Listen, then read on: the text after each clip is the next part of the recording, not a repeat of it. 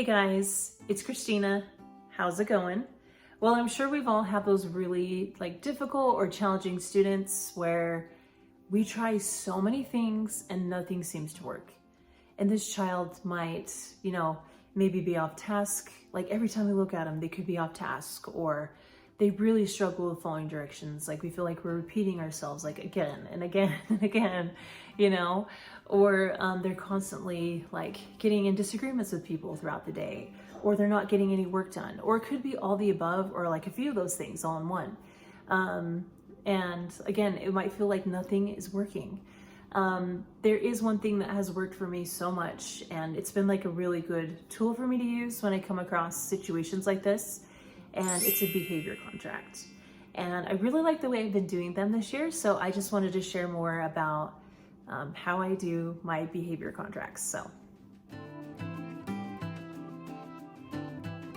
Okay, so just really quick, if you're not familiar with the behavior contract, it's basically like an agreement between you and that student, and you talk about maybe some kind of a goal you want to set, or some one thing you want to work on throughout the day. You tell them how you're going to track it, and then I usually do some kind of a reward they can earn. And we usually talk about everything and we agree on it, and then I track it throughout the day, and then if they do it, I give them a reward. So doing this every day, I feel is so good, because over time, they are working on this day by day, baby step by baby step, until before you know it, after them doing this for weeks and weeks or months, they're building these new habits, and it's really cool to see. And I feel usually by the end of the year, you could see this progress they've made. And if this doesn't work, you can know, okay, I've done all these interventions, and then you can kind of go from there and see what needs to be done from there. As far as behavior contracts go, you can go on to Pinterest or Google or Teachers Pay Teachers, and you can look up some different behavior contracts that way. That's what I've done in the past, or I've even just created my own. But this system I've done this year, like I said, has been pretty quick and easy. So this is just something I do with my computer and just a Post-it, and of course a pencil or a pen or something. So yeah, and then when we're done with the Post-it at the end of the day, I take a picture of it and throw it away. So yeah, I'll kind of explain how I do it step by step. Okay, so this is how I've done my contracts this year.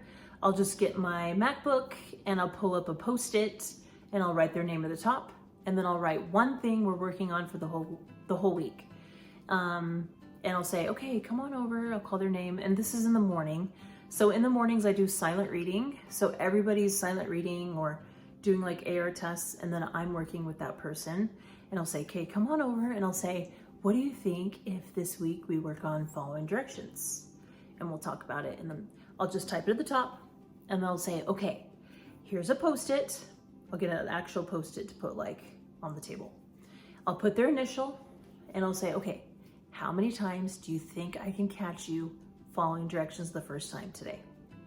And they'll throw a number out there, and I'll decide if it's high enough or if it's too low. If they say 4, I'll say, you know what? Yeah, I'm glad that you think you could do 4, but I think you could do more. What do you say if we try to do 6? Something like that. So it's kind of working things out with them. And if they say 6, then I'll put a 6 at the top. And then I'll say, okay, every time I catch you following directions the first time, I'm gonna put a tally on your Post-it. And by the end of the day, let's see how many you can get. So it's pretty easy, you guys, to track it, because I just do little tallies. And I'll just walk around the room throughout the day, and if I notice that child following directions the first time, I'll say, sorry, there's sirens outside. But I'll say, oh, I just noticed you're following directions the first time. That's a tally.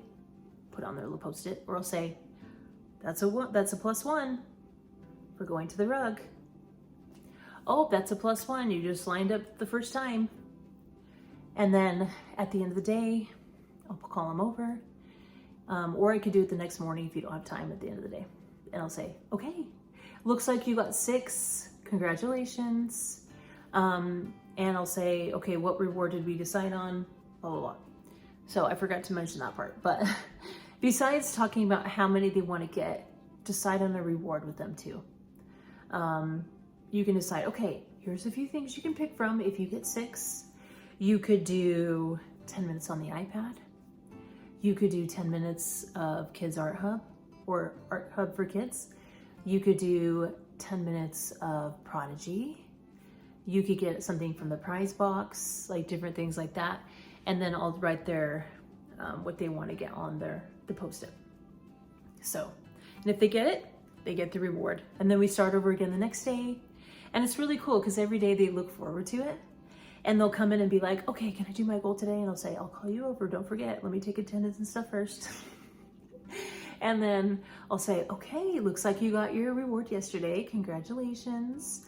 And then I'll say, okay, yesterday you picked 6. Do you think today you can go for something a little bit higher? And we'll decide, okay, should we do 8 today? What do you say about 8, you know? Or maybe they'll say, I'm really tired today or something. I'll say, okay, we could go for something lower, but maybe another day I want to see if you can do more, you know? So that's kind of how it works. And it's been so easy, you guys, because like I said, I'll just pull it up on my computer, type in what they're working on, what they want to go for, and their reward they're going for, and I just track it. And then at the end of the day, I take a picture of the Post-it, so I have it documented, and then I just throw the Post-it away. Or you can keep all the Post-its, put it on a piece of paper, and send them home to send it to their parents so that they can see how they're doing. And you could say, our goal was this, and they got this, you know, however you want to do it. But I feel like this has been such an easy way to track, and I've just really liked it. And some of you might be thinking, well, what do I do because they're not reaching their goal that we set every day? Then I would try to set something a little lower, or I'd break it down more. So let's say it was following directions the first time and they just cannot seem to follow directions the first time. Then I would say, let's do something a little easier, like maybe just following directions. How about that? Like any times maybe I had to repeat it 2 or 3 times, but at least you're following directions, I'll give you a tally for that. Or I even talk about, okay, so you didn't reach your goal yesterday. That's okay. This is where you need to work hard and you just need to reset, and we're gonna try again today. And I'll say, okay, we tried for 6, but you didn't quite get 6, you had 5. And I'll say, why do you think you didn't get 6? What are some things you did yesterday? And they're usually more aware. Like they'll usually say, I didn't really listen at the end of the day. I was too tired or something.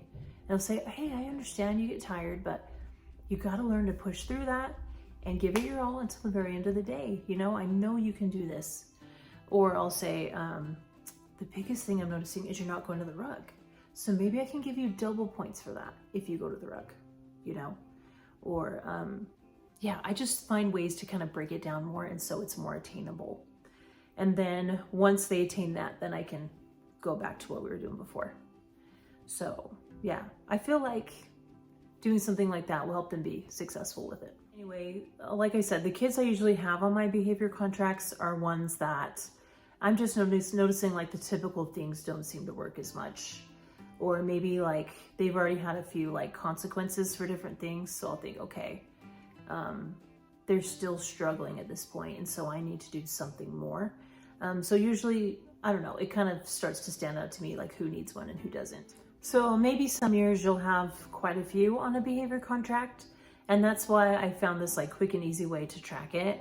So you can just, set 15 minutes aside in the morning and just do the contracts really quick and set everything up for the day.